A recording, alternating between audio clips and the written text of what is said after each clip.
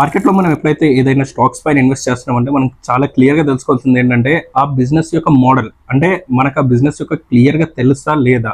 మనం ఎప్పుడైనా stocks invest చేయాలి అని అనుకుంటే ఫస్ట్ మనం చూడాల్సింది ఏంటి, మనకు తెలిసిన బిజినెస్ ఏంటి, సో అసలు బిజినెస్ ఎలా రన్ అవుతుంది, మనకు ఆ బిజినెస్ మీద కంప్లీట్ ఐడియా ఉందా. సో అంటే బిజినెస్ ఇప్పుడు ఏ స్టెప్ వేస్తుంది, లేదా ఏదైనా గవర్నమెంట్ రెగ్యులేషన్స్ మారితే బిజినెస్ ఎలా మూవ్ అవుతుంది, అండ్ బిజినెస్లో స్టార్టింగ్ నుంచి ఎండింగ్ వరకు ఎలా ఉంటుంది.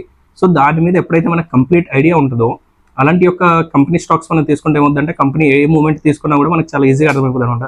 సో కంపెనీ ఇప్పుడు ఈ స్టెప్ వేసింది, సో నెక్స్ట్ ఇలా ఉండబోతుంది, సో నెక్స్ట్ ఫ్యూచర్లో దీని యొక్క రెవెన్యూ కానీ ప్రాఫిట్ జనరేషన్ ఇలా ఉండబోతుంది. సో దాని బేస్ మీద మనం ఇన్వెస్ట్మెంట్ చేస్తే మన యొక్క రిటర్న్స్ ఏదైతే ఉన్నాయో అది బాగుంటుంది. అండ్ ఇంకోటి ఏంటంటే మన ఇనిషియల్ ఇన్వెస్ట్మెంట్ ఏదైతే కంపెనీలో చేస్తామో అది కూడా మన ఇన్వెస్ట్మెంట్ సెక్యూర్డ్గా ఉంటుంది అనమాట.